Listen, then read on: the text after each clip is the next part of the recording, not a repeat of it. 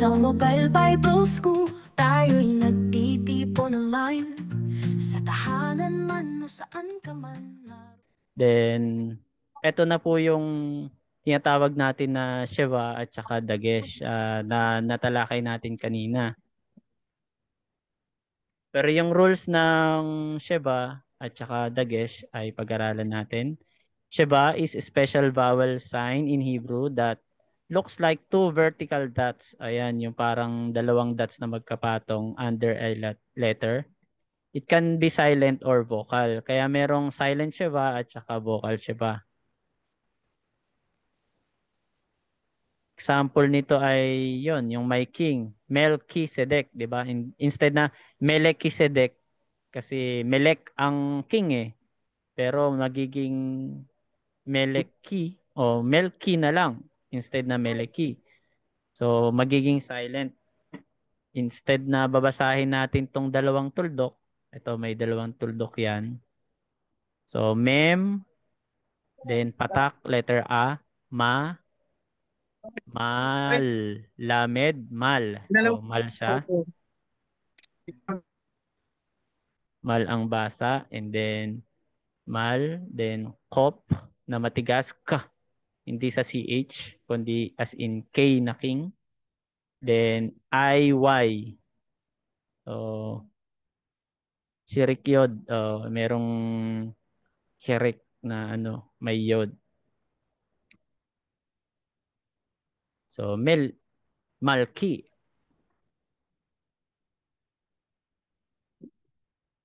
Then meron ding Sheba na binabasa katulad ng sa Shalom.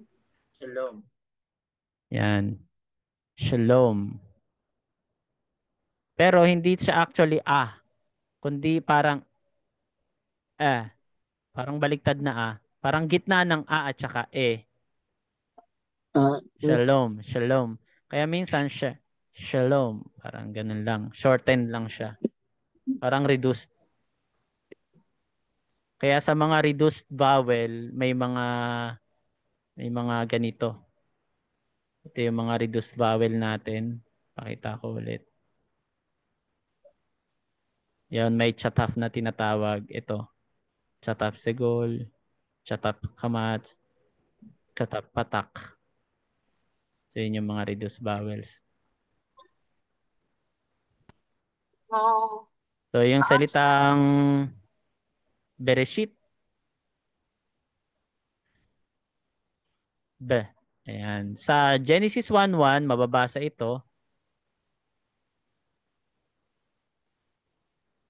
May makikita kayo may dalawang ganyan. Bereshit.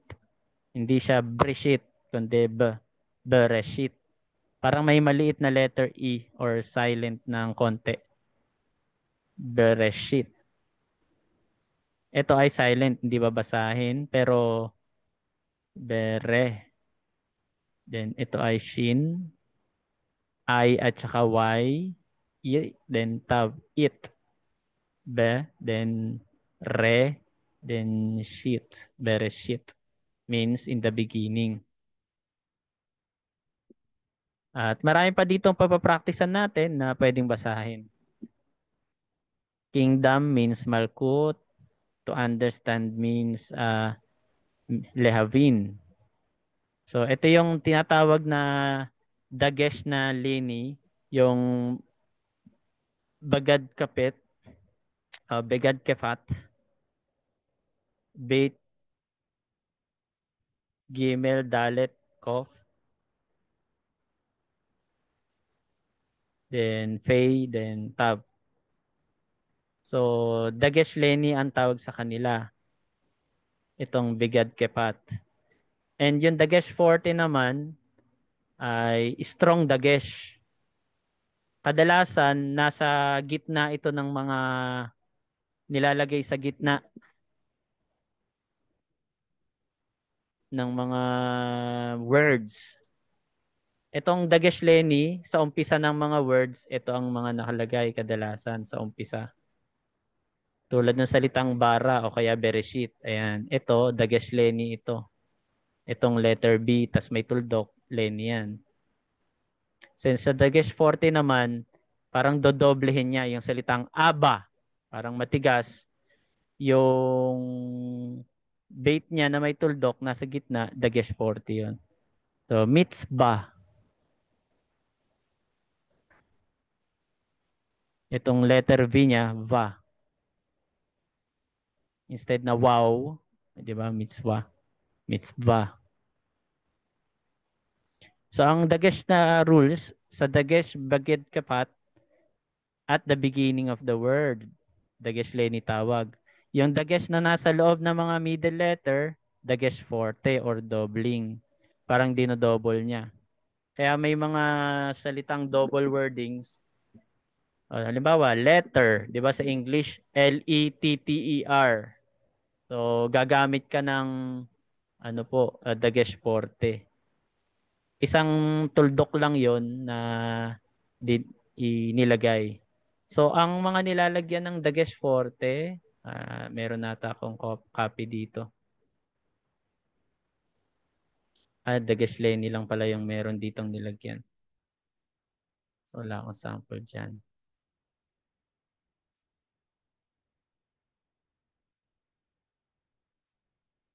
So, sample ng mga dagesh forte.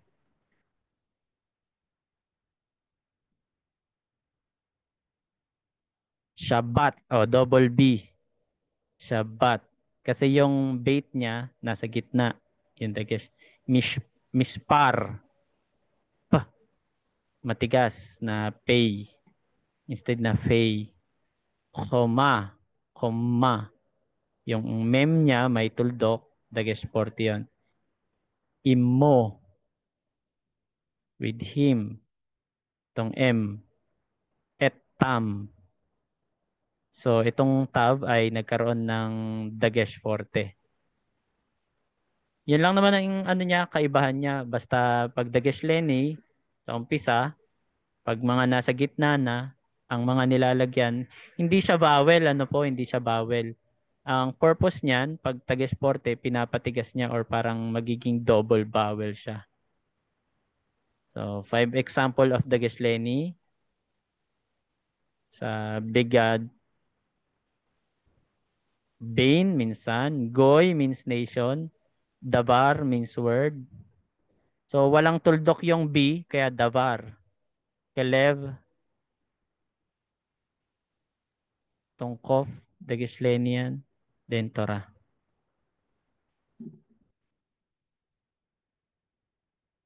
So, nasabi ko kanina yung what is bigad kepat. Meron ditong example. Ngayon, may exercise dyan.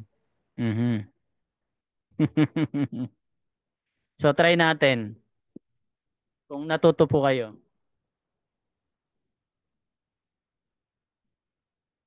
Mispar means number. Makita natin, itong samek ay may tuldok. So, that is dagesh leni o dagesh forte? Dagesh forte. Yan. Dagesh forte. Very good. So, Sister Mirna.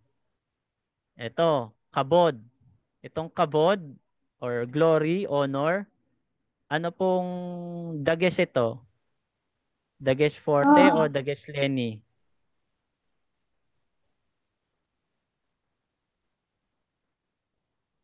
Hello?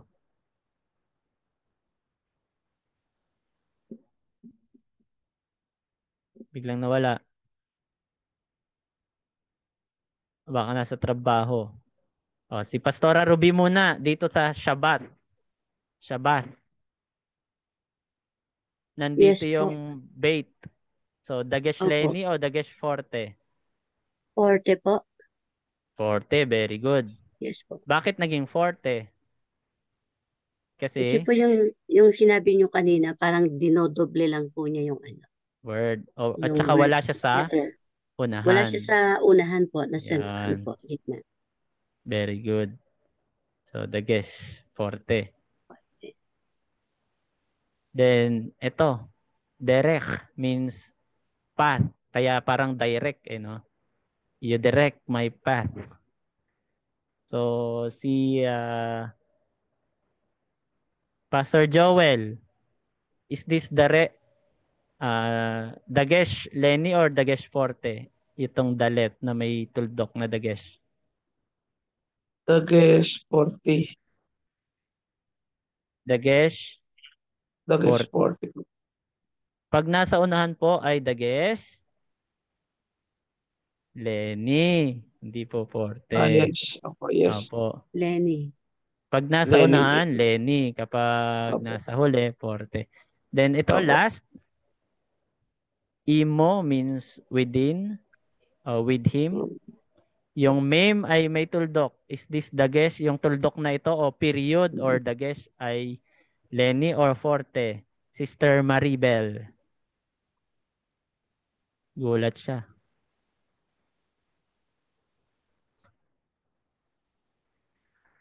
Andyan po kayo, Sister Maribel? O working? Si ano ulit? Si Sister Mirna. Hindi nakasagot kanina eh.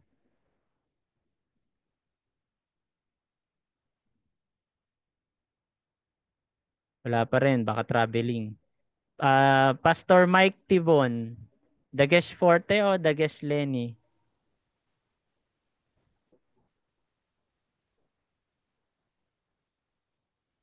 Hello, Pastor Mike Tibon.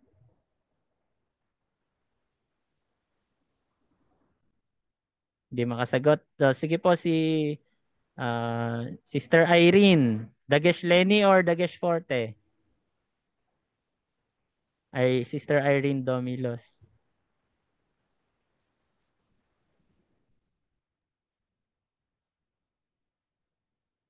Away from keyboard din. Si Pastor Amador.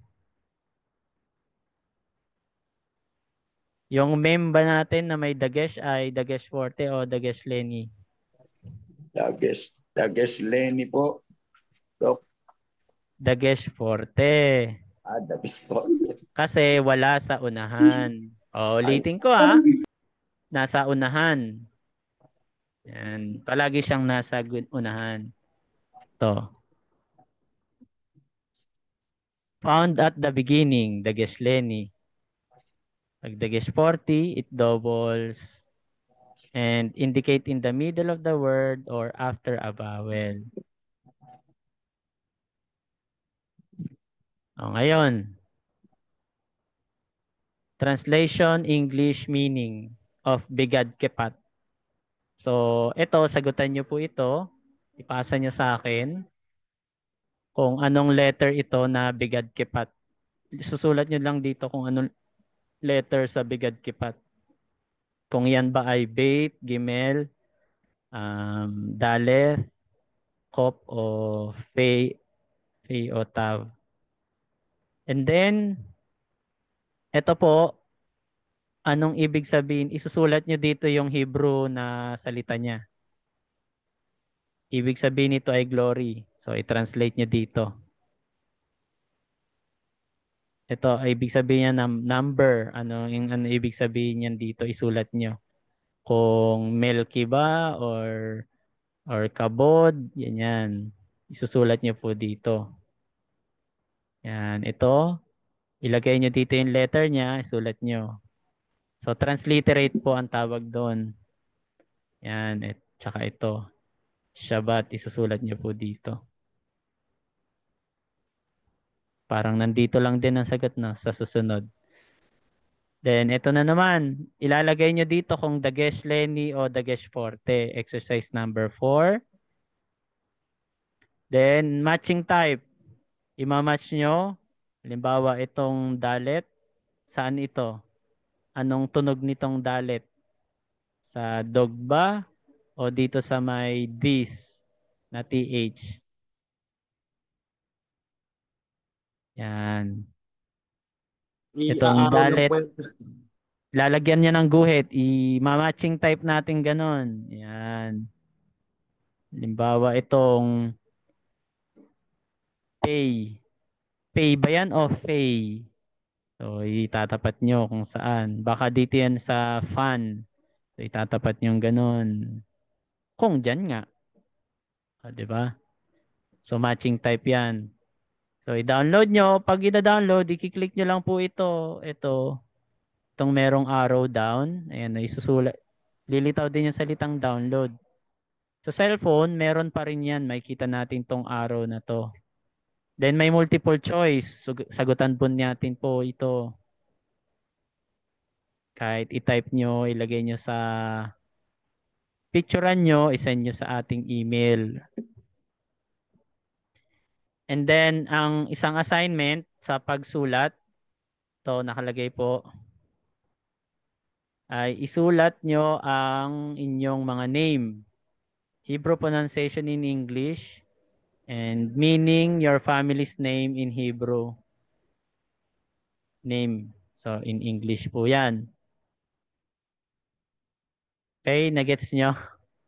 So, isusulat nyo po yung pangalan nyo. Pangalan ng nanay nyo, isulat nyo sa Hebrew. Pangalan ng tatay nyo, isulat nyo sa Hebrew. Tapos isulat nyo dito yung pangalan sa Hebrew, pangalan niya sa English. Okay? Halimbawa, Glenda, isulat nyo, Gimel, Lamed, tapos may letter E, dalawang tuldok, tapos Nun, tapos Dalet na mayroong patak o kaya kamat sa baba. So, Glenda. Then isulat nyo dito, Glenda, Glenda. So, ganun po ano. So, ito yung mga example natin. Halimbawa, Maria. O, ayan, nakasulat ng Hebrew. Maria. Joseph. O, meron na ako example dito ha. Ayan, Yod, O, then Samek, and Faye. Joseph. Joseph. Joseph. Ang Joseph kasi Yod lang ang gamit. David. Oh, ito. Dana Matigas and then Va. Then ID. David. Vav. Ito yung Vav. Joshua. Oh, Shamuel. Gabriel. Nathan. Nathan.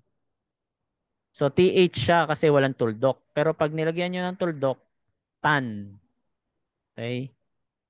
Deborah. So, ito yung Deborah as in ba. Plosive. Deborah. Rachel. Miriam. Esther. Esther. Then Sarah. Ito yung pangalan ng Sarah. So, kayo naman. Susulat niyo po yung pangalan nyo. Okay. So, any question? Pakita ko lang din para matapos natin lahat.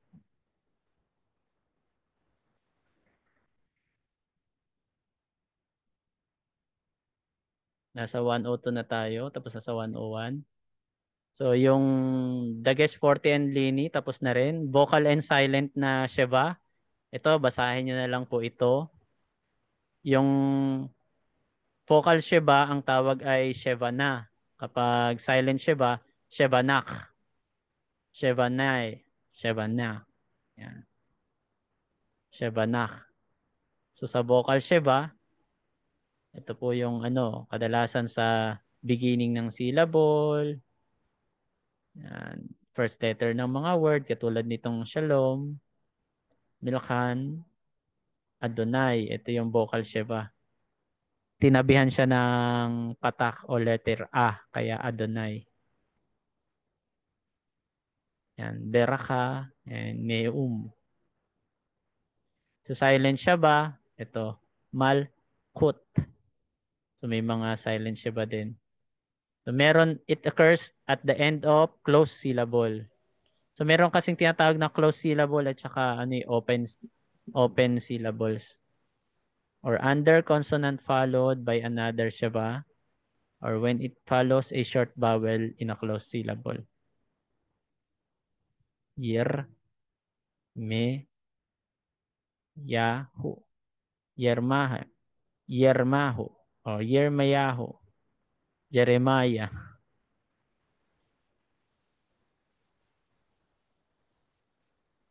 So, ayan. I-review nyo na lang din po ito.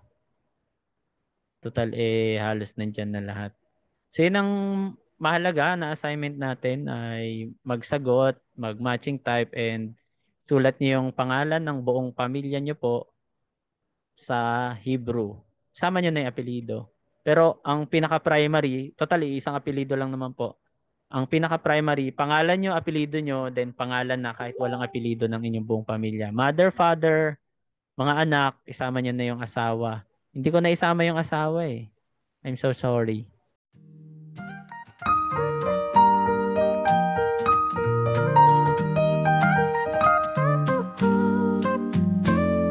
Sa Mobile Bible School, tayo'y nagtitipon online.